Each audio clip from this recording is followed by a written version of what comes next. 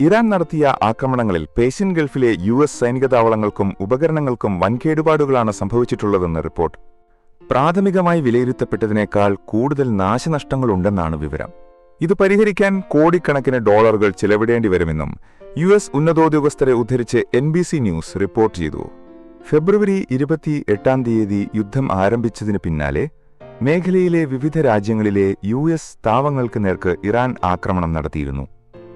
Storage വെയർഹൌസുകൾ, command സെന്ററുകൾ, craft ഹാങ്കറുകൾ, satellite കമ്മ്യൂണിക്കേഷനു വേണ്ടി ഉപയോഗിക്കുന്ന സംവിധാനങ്ങൾ തുടങ്ങി ചുരുങ്ങിയത് 7 രാജ്യങ്ങളിലെങ്കിലും പ്രധാന സൈനിക കേന്ദ്രങ്ങൾ ആക്രമിക്കപ്പെട്ടു.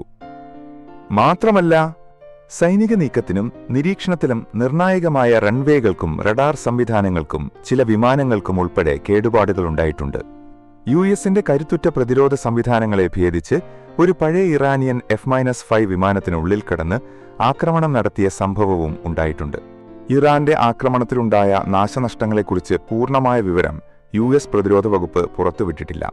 മേഖലയിലെ സൈനിക നടപടികൾ കൈകാര്യം ചെയ്യുന്ന യുഎസ് സെൻട്രൽ കമാൻഡ് നാശനഷ്ടങ്ങളെക്കുറിച്ച് പ്രതികരിക്കാനും തയ്യാറായിട്ടില്ല.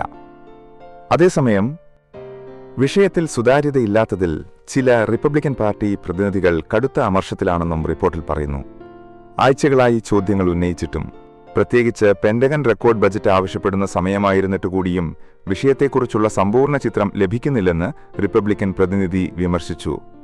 ഇറാൻ യുദ്ധത്തിനു വേണ്ടി പെന്റഗൺ $200 ബില്യൺ യുഎസ് കോൺഗ്രസിൽ നിന്ന് ആവശ്യപ്പെടുന്നുണ്ടെന്നാണ് റിപ്പോർട്ട്. യുദ്ധം ആരംഭിച്ച് ആദ്യ ആഴ്ചയിൽ സൈനിക നടപടികൾക്കായി US $11 ബില്യൺ ചെലവഴിച്ചെന്നാണ് വിവരം.